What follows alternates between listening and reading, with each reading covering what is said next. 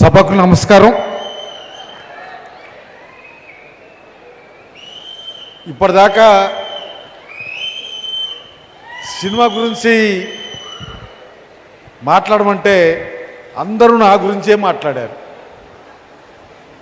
కవితక్క నా గురించే మాట్లాడింది, సాంబశివరావు గారు, మంత్రి గారు.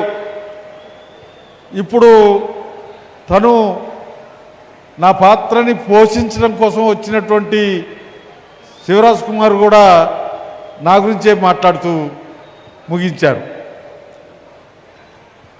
నేను నా గురించి చెప్పుకోవటం కాకుండా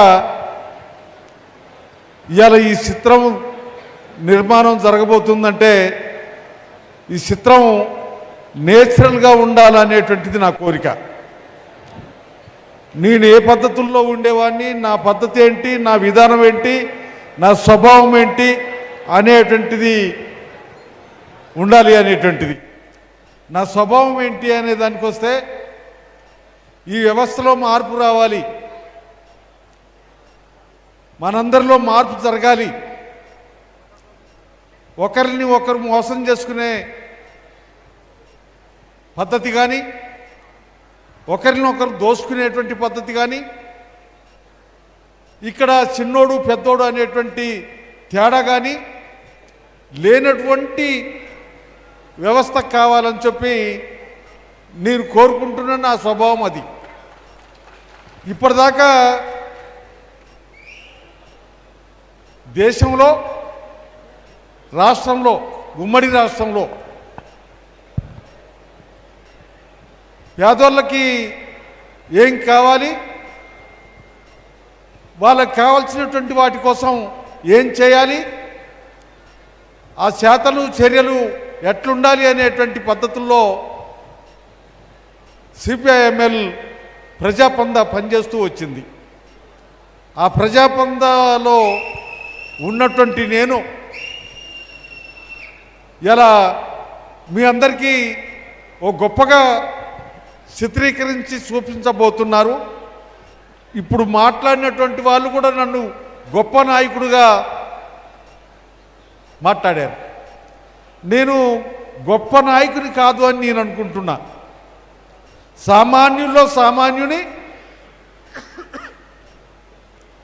సామాన్య ప్రజల కోసం ఆ ప్రజల్లో ఉండి ఆలోచిస్తున్నటువంటి వాడిని, అట్లా నన్ను చూడాలనేటువంటిది నా భావన. ఇలా ఈ చిత్రం నిర్మాణం జరిగిన తర్వాత ఈ సభకు వచ్చినటువంటి మీరే కాకుండా మన రాష్ట్రంలో, మన దేశంలో ఉన్నటువంటి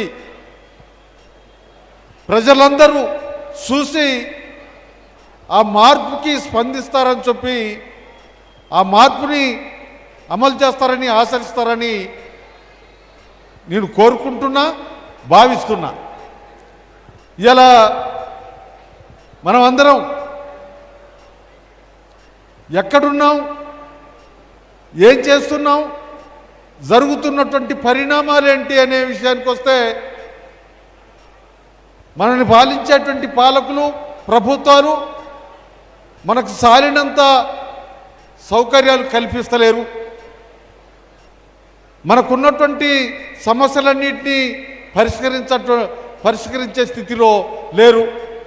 అందుకనే ఆ సమస్యల పరిష్కార దిశగా ప్రయాణం చేయాల్సినటువంటి అవసరం ఉంది. మనం కళ్ళు తెరవడం కాకుండా మన పాలకుల్ని కళ్ళు తెరిపించాలి అనేటువంటి భావన నేను భావిస్తున్నాను. కళ్ళు తెరుచుకొని ఉన్నారా, మూసుకొని ఉన్నారా అనేటువంటి దానికి వస్తే ఎప్పటికప్పుడు గొప్పలు చెప్తున్నారు, హామీలు ఇస్తున్నారు.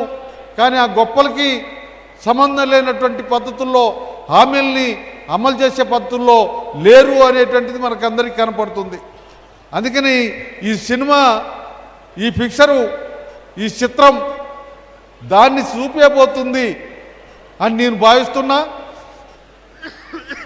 3 సంవత్సరాల నుండి డైరెక్టర్ పర్మస్ దీనికి సంబంధించినటువంటి నాకు సంబంధించిన నా బాల్యం నుంచి మొదలుకొని ఇప్పటిదాకా ఏంటి అనేటువంటి దాన్ని తెలుసుకున్నటువంటి హిస్టరీని ఇప్పుడు మన ముందుంచబోతున్నాడు.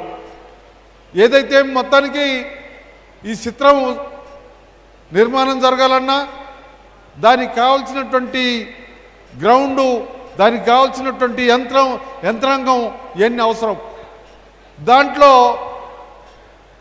మరి మనం ఎన్టీ రామారావుని చూసాం, ఇప్పుడు చిరంజీవి గారిని చూస్తున్నాం, ఇంకా చాలామంది సినిమా యాక్టర్లని చూస్తున్నాం, ఆ సినిమాలు చూస్తున్నాం. అటువంటి యాక్టర్గా ఉన్నటువంటి శివరాజ్ కుమార్ గారు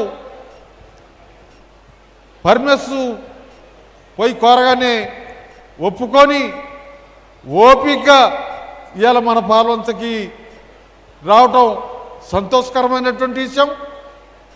ఆయన ఆ చిత్రాన్ని మనందరికీ ఉపయోగపడే పద్ధతుల్లో, ఈ వ్యవస్థలో మార్పుకు కావలసినటువంటి పద్ధతుల్లో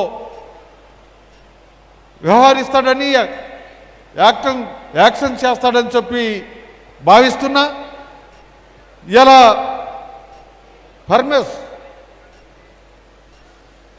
పర్మిస్ చాలా రిస్క్ తీసుకున్నాడు. ఆయన తీసుకున్నటువంటి రిస్క్ని ఇక్కడ మన పాల్వంచలో ఉన్నటువంటి సురేష్ రెడ్డి గారిని కూడా దింపాడు. మొత్తానికి సురేష్ రెడ్డి గారు, పరమేశు, శివరాజ్ కుమార్ గారు వీళ్ళు మన ముందున్నారు, ఇప్పుడు మన ముందుకి రాబోతున్నారు. మన ముందుకి వచ్చేటువంటి చిత్రం ప్రజలకి ఉపయోగపడే పద్ధతుల్లో, ప్రజలు ఆలోచించే పద్ధతుల్లో, ప్రజల్లో మార్పు వచ్చే పద్ధతుల్లో ఉండాలని చెప్పి కోరుకుంటూ సెలవు తీసుకుంటున్నా.